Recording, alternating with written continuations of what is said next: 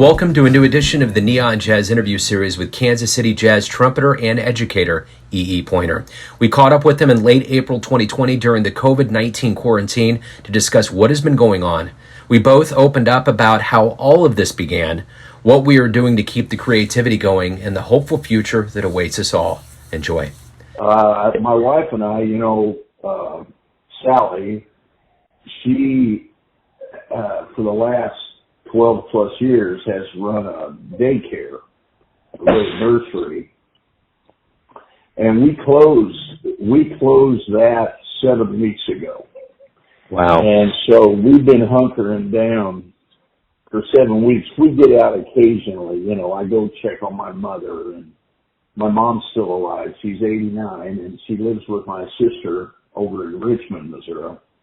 Yeah. So I get out once in a while to check on her and talk to her every day, but, it's not the same as being there. But and, of course, my kids are all grown and busy. My son is a salesman for Frito-Lay, so he's out in it. And my daughter has taken some time off, so she's at home with her kids. So, yeah, we do FaceTime whenever we can and all that, and I'm just trying to stay, as creative as I can be, that's the thing. How about you? I bet you're stocking up on interviews and stuff, aren't you? Yeah, man, I've been really reaching out. I got to tell you, in the beginning, I couldn't listen to music. I listened to a radio station at San Francisco, KCSM. I love it. I couldn't turn it on. I couldn't do it for a few days. I was just in absolute shock. And then, I kind of started turning the radio on. I had some interviews that were kind of already lined up, and then I was just thinking, this is the time that, people are going to be wanting to talk. This is a time that may never, ever happen. It won't, obviously, in this incarnation happen in history ever. And we're all in this together. And jazz is already an improv art form. If there's ever a reality that we all live in that are probably the artists that are going to be more well-versed for this, it's going to be jazz, because that's all you do is improv. You take an unpredictable situation and turn it into something awesome. Well, it's as horrible as it is. I feel pretty lucky to be stranded here with my wife and my animals, and my horn and my music and all that. There's a lot of folks that are a lot worse off than we are. And I just had some groceries delivered this morning. If you time that just right, there's a market over in Richmond that will deliver it to Lexington. So they'll drive 10 miles and bring your stuff to you. So you can't beat that. No, no, not at all. And I'm just trying to keep my head down, Joe, like everybody else. Yep. And, I can talk to you all day, man, but I know you've got...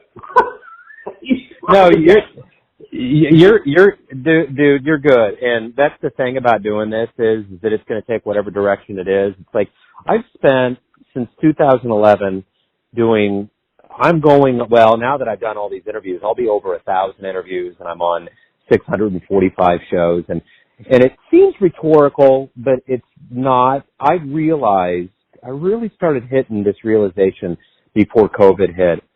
When I watch like a bird fly and do something unique or something happen, it just was like, that's the only time it's going to happen. As much as you try to Bill Murray and make that a Groundhog Day thing, it will never, ever happen like that again. And I realize that is a functionality of jazz. That's what you pride yourself on. That's what you guys do. That's how you live. And it's just, there's realizations that I always get from talking to you guys. And that's the thing that I just was kind of bespeckled. There was one point where I was interviewing, and what I'll do is I'll get in the van, and I've been kind of putting it on speaker and letting the kids, my stepdaughter and my son, listen to the interviews. And it's been, pretty hopeful. There's been a lot of, the timbre of the voice is very hopeful, and it's been very good. And at one point I was doing an interview, and I was at a lake. I just moved to Lee Summit, and I'm by James A. Reed, the nature sanctuary, and I was just sitting looking at a lake, and I saw this bald eagle flying around. And I'm like, are you kidding me? There's a bald eagle? So I'm watching this eagle, and all of a sudden it goes down and swoops down over the water and just yanks this fish up out. And I'm like, oh my God. Right. And some dude in a car next to me, an older Asian fellow with his wife that was just sitting there, looked over, eyes were huge, and he said, I've been coming here for 20 years wanting to see that, and I never thought I would. And I'm just sitting here thinking, man, we're in the middle of this pandemic, and we're watching, like, 4 of us saw this bald eagle rip this fish out of the water, and it was awesome. Right. So anyway, it's just those kinds of moments, those realizations that I could also go on, but I think the one thing I really want to do is reach out to the musicians and really kind of talk about what you're doing and kind of some other things that are going on. So you're telling me that kind of what are you doing creatively? What have you done creatively that's given you strength? Well, I'll start by saying that when this first started happening, obviously none of us could see an end to it, and I just sort of have a feeling that, and no politics or anything. It's just that it's going to be a little longer than we think. And so I decided to go back and, my work with the River Cal Orchestra is, that's been sort of a saving grace for me because we have just piled on the CDs in the last, let's see, we finished our 22nd one, and it's not like we're trying to do as many as we can. It's just that that's the way we feel like expressing ourselves. And I can go back and listen to those, and that's sort of cool for me because a lot of times you don't remember what you were doing.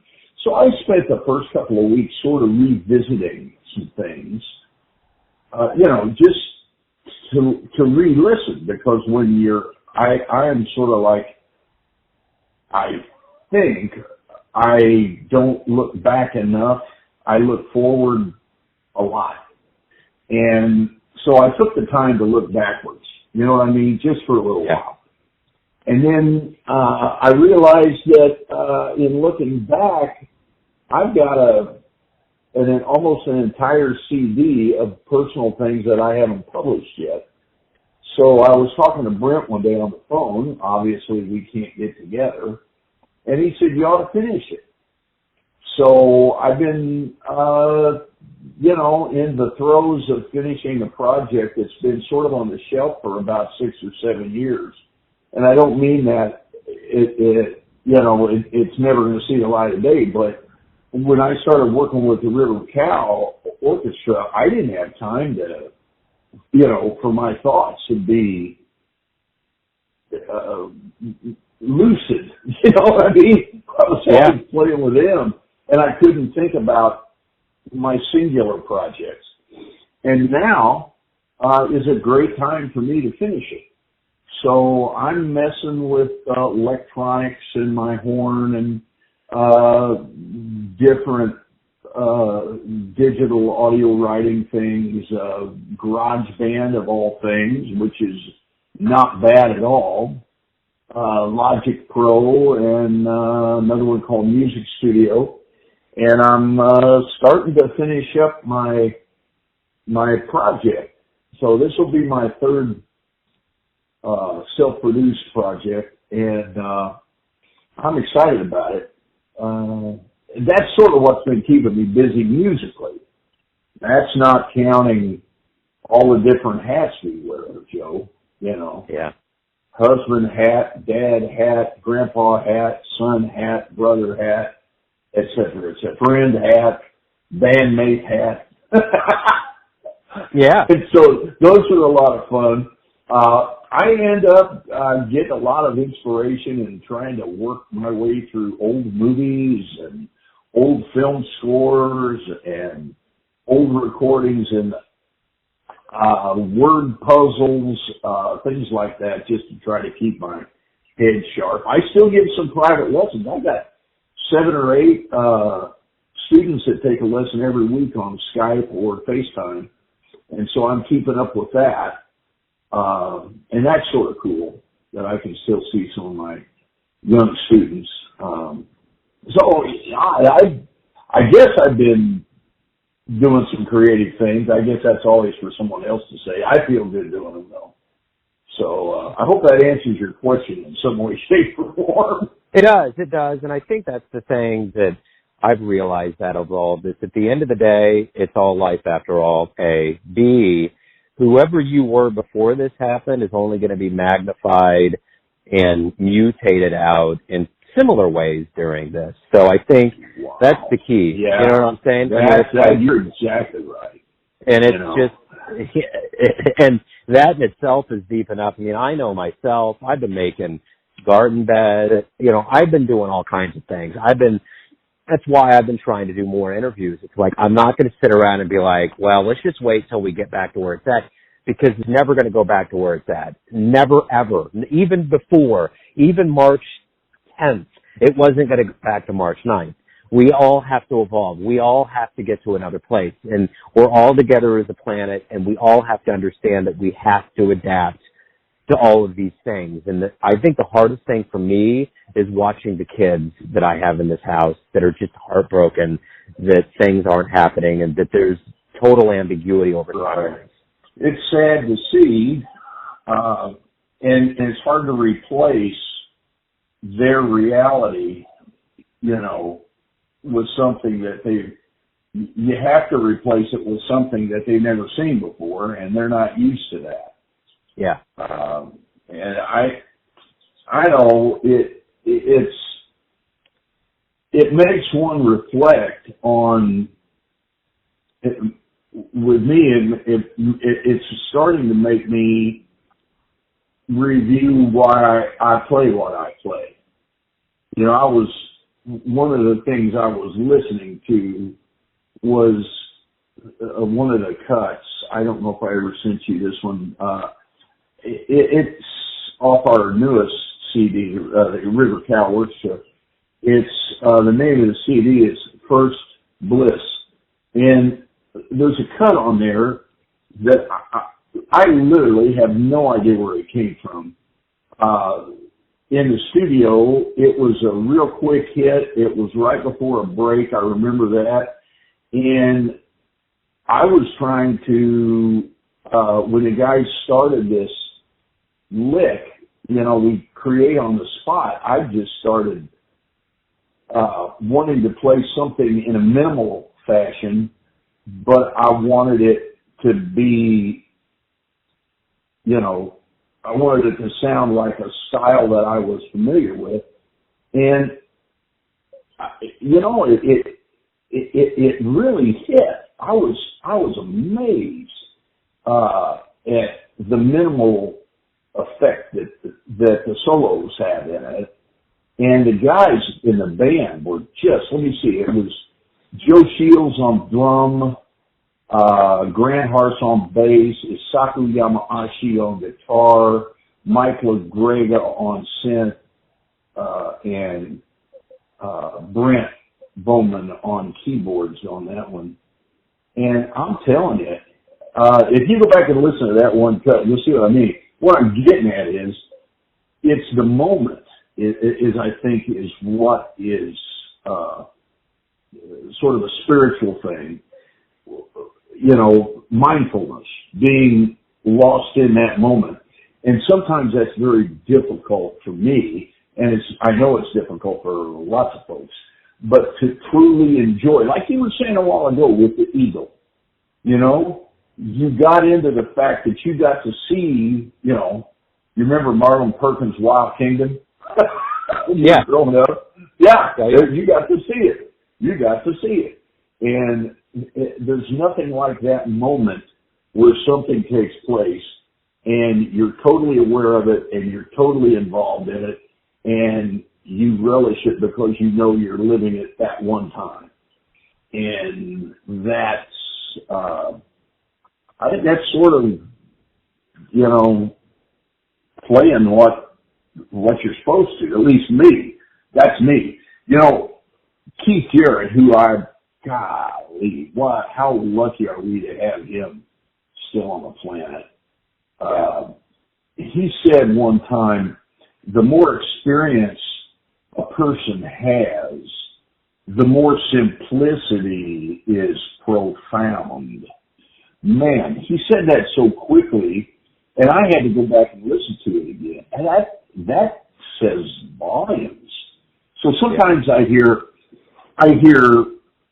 not that I don't enjoy it, but I don't know how much, some things I hear are profound and some things I hear are pretty wordy musically. There's a lot there. And I hope that in this time of self-reflection and time that we can use this time that we're all sheltered in, that we look inward and look for that simplicity that we all have and can distill our thoughts into stuff simpler and distill our writings into something simpler. And I don't know, you just hope at my age I'm still evolving. That's what I hope. Yeah. In fact, you know what? I write a lot of poetry, and I've been really paring it down lately. Like I used to be so wordy, and I used to say so many things.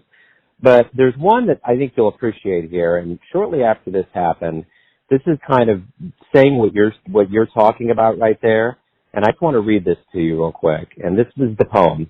And this was probably about 2-3 weeks in. And I said, daily newspapers look like the id of Orson Welles running through a river of ink with no socks and shoes untied.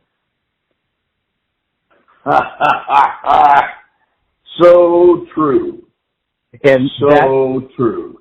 But, years ago, it would have been lots and lots of words, but it's like I've always adhered and loved the Billy Collins school of thought where you just don't have to go on and on and on. You can go right to the jugular because that's poetry. You've got to make the most impact with the least, and it's just what Keith said. It's a simple notion because it just is, I agree. I agree. I just, as a collaborative soloist in Cows, I have the opportunity of being mindful all the time. When we're playing, those things are presented to me endlessly. So I have found when all of us in the band are in the same moment, magic takes place. It's very spiritual and it's very loving and very happy. Why would anyone not like loving, spirituality, and happiness? Those are, and so when somebody asks me, why are you still playing? You're almost 70 years old. My son was talking to me the other day. He said, how long are you going to play? I said, I'm going to play as long as I can. I just, and I think I remember the Pablo. I think I've told you this before. When Pablo Casals told, some young guy was writing, a young journalist was writing a story about him. I think the story goes that he got up one morning and was at his pad that he had there off the coast of Spain, or right on the coast of Spain, and he got up and was down on the beach playing his cello at sunrise, and the kid followed him down to, ask him some questions and watched him go through this. And, Casals at that point was in his 90s. And the kid asked him, he said, Maestro, why do you still do this? And he looked at the kid and he said, son, I think I'm starting to get the hang of it. Yeah. It's totally true. It's totally true.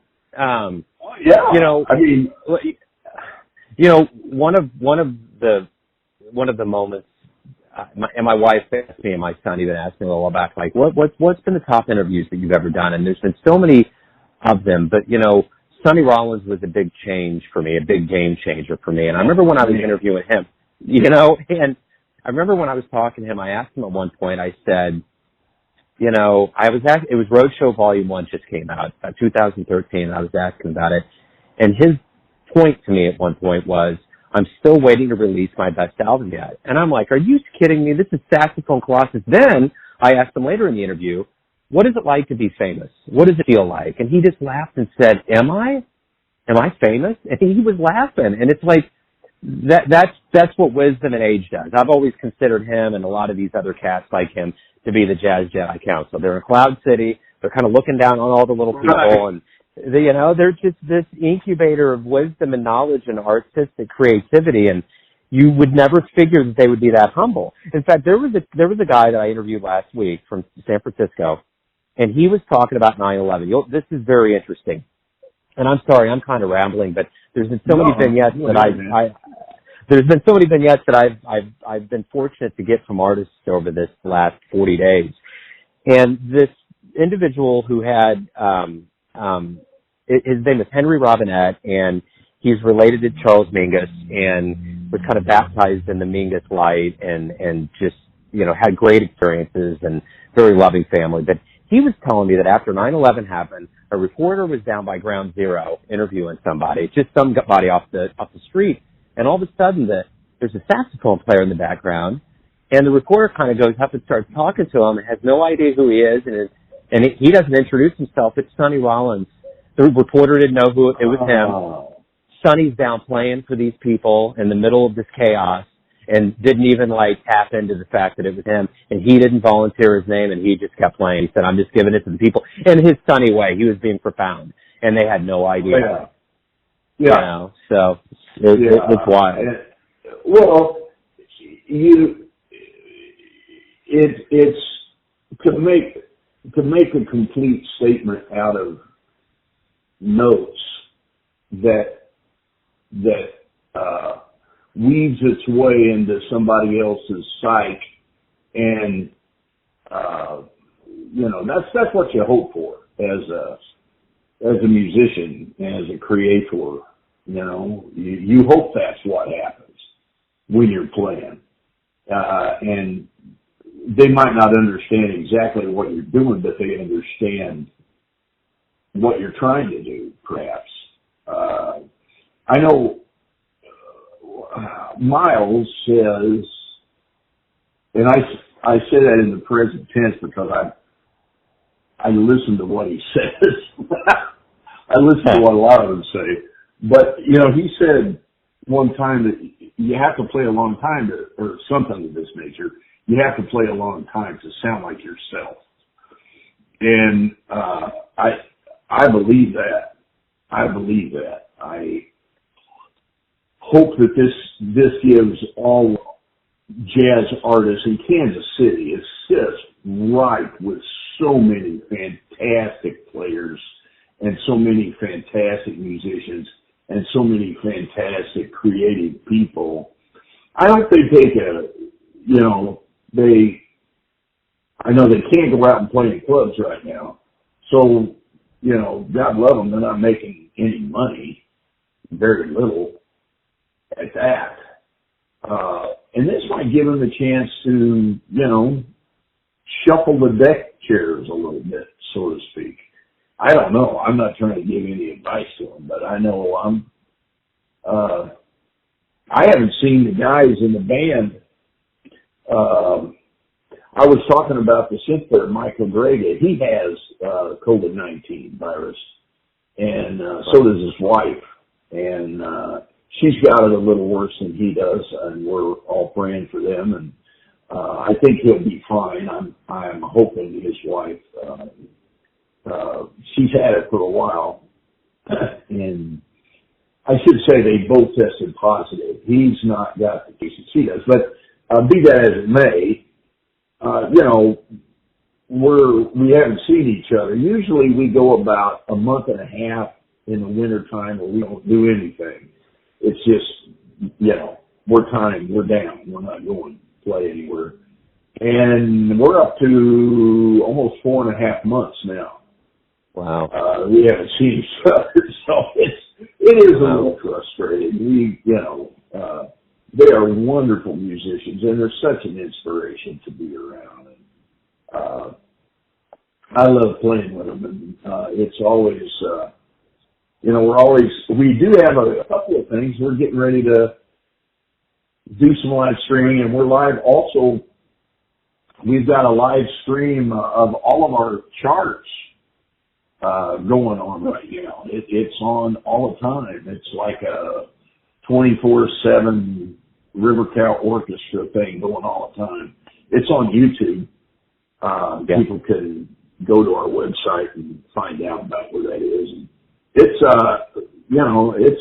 that's done real well. That's streaming, and Brent and Greg are working on some projects to bring us around, of course, with different speeds of the internet and all that kind of stuff. It's going to be a little glitchy, I think, but it'll be fun. We'll see what happens. But right now, I've got both my wife and I are in the high-risk category. Yeah. And I'm in the high-risk category ×3. So, I just really have to be careful. But, I want to keep trying to be as creative as can be, man. That's it, yeah. It's a lot of fun. I never know. I sort of have a routine. I bet you do too. I don't just wing it totally every day. I have a certain number of chores I like to get done. But I talked to my brother. He lives in Hollywood, and my other brother is a journalist in Washington D.C. He's the editor at radio station WTOP, and he's keeping his head down. Well, both of them are actually. But no, it's every day's a little different, although they start blending in. Have you at some point during this realized that you're not sure what day it is? Has that happened to you yet, or am I that far gone? No, I've gotten to that point. I've gotten confused, and the one thing, I've been going to lakes, I've been going to, drives to places that are outside, staying in the car, but I've been getting out because I'm already an outdoor creature, and, I've just been, even going outside and doing gardening and doing things and making stuff and using my hands, and I've just been really trying to keep things. But yeah, I've hit that point where it's like there's times where I'm not sure what day it was or when it is, or I don't know. Okay, well, I'm not alone on that. No. And it's funny you mentioned too. I do my show with one of my best friends of all time, John Christopher. He's the engineer, and I go to his house, and we usually do it at least once every 2 weeks. And I mean, we haven't seen each other since early March, I think, maybe. And that's been bizarre because, it's just when you can't see your friends and your people, and it's bizarre. But, the one thing I did want to ask you, one of the final things I wanted to have, because I just wanted to have a discussion about this, and we've done pretty good here, is, we're going to find our way out. We're going to get back on the stage. I'm going to get back in the crowd. When musician and audience goer gets back to it, once COVID-19 is passed through, what realizations do you hope we have when we return to live music? Well, I hope people try to understand that the world of music, like everything else, is not a cut and dried art. It's, people have a tendency to be very comfortable if they can put things in certain little pockets of knowledge and put things in cubby holes. And some created art is not going to fit in any of those. And I hope that when people go out and start hearing live stuff again, that they appreciate it for what it is. You know, there's so many wonderful players in Kansas City that they're going to be able to hear, and these musicians are going to want to get out and just go crazy doing stuff, playing all over the place, playing all the time. And I hope that the general public understands that every note they hear, for the most part, is created by a human being. Even if it's on a machine, somebody had to program that. Somebody had to put all that together. And I hope they realize that so much music and art is human. It's human. And it's easy sometimes to see when you're watching a football game. And I love watching football games. You can see right there that they're human. You know, I can't do anything like they do, but they're totally human. And people realize that and don't expect them to do something that's superhuman. But sometimes I think that when they hear musicians, they're expecting, you know, it didn't sound like it did on the record, or, you know, I don't think it's a bad thing, but I sometimes I truly would hope that this time for reflection and keeping our heads down makes us appreciate live music. You know, any kind of live music, live performance art, something that's being done right on the spot is special. And I hope that grows exponentially. I don't know if that was an answer or not. It does. It totally does. That's a great answer, and I think that's been kind of a reverberating sentiment, is that the appreciation, knowing that art is much, much more than just this commodity that is, you know, easily digestible. It's much more than that, you know, and, you know, I'm hoping that people realize that too, and it sticks as we come out of this, and even during it. I mean, look how many people are destitute on Netflix and TV and film and music. I mean, art's going to save us, you know. Oh yeah. You know what I was watching this morning? And I revisited it because I just haven't seen it. You know, you got so much going on. I got so much going on in my head that I sat down and I was going to drink a cup of coffee real early this morning. I was up making sure my head was ready to go this morning really early. And I came across Martin Scorsese's film, The Last Waltz, about the band. Man, I had forgotten how incredible that film was, number one, and how incredible that band was. Yeah. Easily Christmas, Garth Hudson and Robbie Robinson, Levon Helm. Oh my gosh. Yeah. Really? Yeah. And, you know, watching that was what? That was, 40 years ago? Yeah. Something like that. Yeah, 40 years ago. Incredible. And so we're all watching and doing and experiencing more stuff. And that's, you know, that's sort of the deal. I just try to stay happy, you know. Yeah. Life's too short not to be. And I've had a few of my old buddies have already passed, and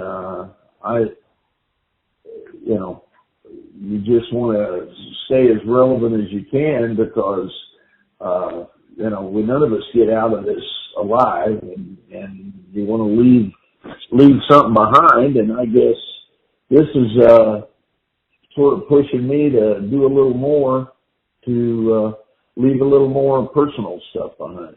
from my grandkids and my children and my friends and family and people. So, Yeah. anyway, that's sort of where I am. I don't know. You sound good. great, man. You sound great. It doesn't sound like it's got the best of you yet. No, I appreciate it. Yeah, I tend to roll this way. I mean, even if there's moments, it's like you just got to get to a point where, you know, you got to work through it. It's all you can do. I mean, with anything, you know, you just have to work through it. You have to figure a way out of it. And, I think that's just the way life is. I'll be real honest with you too. Talking to you musicians and getting these stories. Like the other day, man, you'll appreciate this. I interviewed, Deej. She was in the desert, and Diane Shure, and she just woke up. Yeah, she just woke up, and, you know, I had a dog barking in the background. I'm like trying to stop. She's like, oh, no, don't worry about it. It's going to be raw. So she starts talking about her cat. She's making coffee. You hear it in the background. She's like, this is going to be raw. She's talking about Sinatra and Barry Manilow and being alone in the desert and just going through this whole thing. And I'm just sitting here. We're talking about Twilight Zone and all this, but the most profound thing the whole interview was profound. It was raw, and it's going to be delivered that way. Was in the very beginning, she said, I feel like I'm going back to birth. She said when she was born, they put her in an oxygenated chamber for like 15 days. And the oxygen levels were so high, which is why she can't see now. And her mom didn't stay with her, and she had no human contact. And she said, I'm just returning to birth. And I didn't know what to say. I was just like, wow. Pretty heavy. Yeah, so I'm like, yeah. So those things, those stories. I mean, at one point too, I talked to a drummer in Spain, Mr. Jorge Rossi, and he was like, sorry, there's a bunch of noise out here. Give me a second. And I was like, what's up? He was like, we're all out on our balcony cheering on the nurses. I said, get the phone, put it on speaker, and let's listen. And Amanda was upstairs, and I put my phone on speaker. We got to hear in real time all of these people cheering for the nurses in Spain. So all of these stories are getting documented. I talked to Joe Lovano from his home in upstate New York, and that whole conversation was unreal. I mean, what he was saying and the kind of man he is and the experiences and just the revelations about how he said, we need to get away from commercialism. We need to, if we don't find spirituality in this music, then we haven't found it. And just the way he was explaining the artistic process and the experiences that he had over the years that made him strong through this was like, wow. I mean, just wow, So there's just all of these different things, and in a long-winded way, that's really what I've been wanting to do, because I think we can all draw strength. I remember early on when I started doing these interviews, I would get off the phone with somebody, call John Christopher, my engineer, and I'd be like, man alive, I just had this conversation. And he loves it when I do that, because I'm buoyant and I'm just so excited about it. But he stopped me at one point, because he's done this radio gig for a while. He said, you got to understand something. I get that you're getting something out of this, but you're also giving something too. It's a two-way avenue, and I've always remembered that. I had a singer in San Francisco one time that was like, what about you? And really wanted to pry in. She said, I liked our interview, but you need to get in there. And she taught me a big lesson. I thanked her about a year or two after that. I said, you really helped me become me more in this process. But anyway, I think in this time period to talk to musicians, it's kind of a cathartic, give and take. There's so many things that can be positive about talking and exchanging all these ideas of a very weird reality we're living through right now. Well, it's been real strange, but you make the best out of it that you can, and I just, sometimes it's hard to stay positive, because everybody's being bombarded with so much negative info and negative facts. It's sad, and it's horrible. But we're trying to find, I know my wife and I are just trying to find a happy place to go, you know, cause, it's out there, and, the music's doing it for me, and I hope it continues to. Yeah. I know that once in a while I'll go down to the kitchen and I'll make some bread, or I'll fix a roast, or make a pot of some soup, or, I like to do that kind of stuff. But it seems like I like to improvise there too. So you're right when you said this is a big improvisation. I sort of look and see what's in the larder, and then I'll say, honey, have we ever had broccoli soup? Yeah. Or whatever. Yeah, and you go looking for recipes that has, what you have, and then you put them all together, and it's been sort of fun that way. And I don't mean that. I know I can tell you this: my grandmother, who passed away many years ago, she lived to be 104, Joe. Wow. And she was a senior in high school when the Titanic went down. And, and she would talk about that. She remembers that. That was a big thing in her life.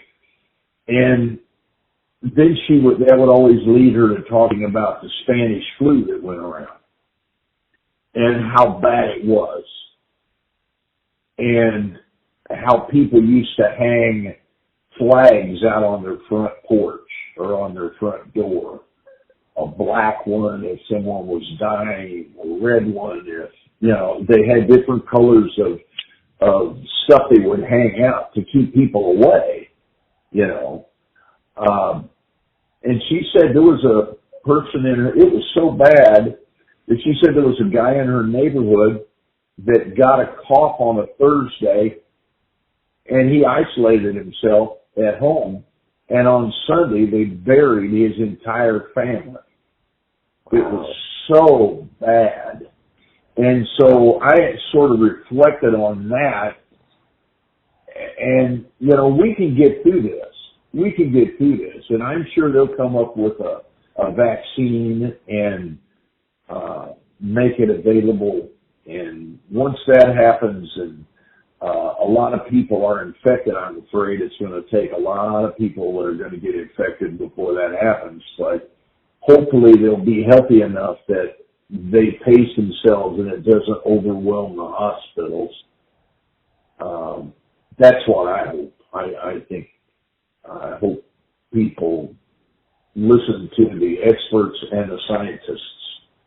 That's what I hope. Yeah, I agree. I think that probably should have been done a long, long time ago. And when I think about those things, talking to Brinky today, I can't see us doing anything until I don't know, man. I would say, I don't know. I'm thinking till next year. I know that's pretty pessimistic, but unless things change, the vaccine becomes available and all that, but I can't put myself at risk, because that's going to immediately put my wife at risk and my mother and all that, and I'm not going to do that. Yeah, no, I hear you, and I think about the last show that I went to was March 3rd at the Nelson. I went and saw Bill Frisell with his trio, and it was, oh man, dude, and I've taken Amanda to a lot of shows, and she was wanting to know what the show was going to be like, and Jeff Harshbarger was there, and he had a really great description. I can't remember what it was, but it was kind of like, it's a real reflective kind of music, and so they're going through and doing the show, and they get to the end, and Petra stands up and starts singing "We Will Overcome." And it was towards the end of the show, and all the people in the crowd start standing up and swaying, and it was weird and profound, like cerebral, like we knew what was coming, and that was March 3rd. And wow, yeah, so that blew me away. But I was thinking, and I've thought this for a while, because we go to a lot of these shows, and most of the people I know in Kansas City and probably around the country that do go to jazz are people that are totally at risk for COVID, like 100%. Like it's the older, wealthier patrons that go out, and that just ain't going to happen. No, it's not going to change overnight. We've got to redefine what we do, and I'm working on it just like everybody else is. But it's sort of difficult to work as a team when everybody's separate. Yeah, you know. But we'll figure it out. We'll figure it out. We will. But at any rate, E.E., thank you very much. I've been really trying to reach out to a handful of local musicians. It is always a joy to talk to you, Joe, and I appreciate every single thing you do for jazz in the United States and internationally with your show and your interviews and your insights. And you're a class guy and you're a tasteful person. And that's always nice to have conversations with people that are like that. I agree. That's why I love talking to you. Yeah, I agree. Oh, well, man, thanks. So anyway, I guess I better start getting my stuff together for the rest of the week. So I hope to talk to you again. Absolutely, man. Yeah, hopefully when the dust settles, better times, we'll see each other live and we'll do it up the right way. But yeah, thank you for the kind words. I feel the exact same way for you. So thank you. I look forward to the music, man. And listen, you bet. And be safe. Yes. Be careful and take care of yourself. Okay. You got it, man. Take care. All right. I'll see you later. See you later. Bye-bye. Bye-bye. Thanks for listening and tuning in to another Neon Jazz interview, where we give you a bit of insight into the finest players in Kansas City and spots all over the world, giving fans all that jazz. And thanks to E.E. for his time, honesty, cool, and stories. He's always been a great friend of the show. If you want to hear more interviews, go to Famous Interviews with Joe Domino on the iTunes Store. Visit neonjazz at youtube.com, and for everything Neon Jazz all the time, go to the neonjazz.blogspot.com. Until next time, enjoy the jazz, my friends.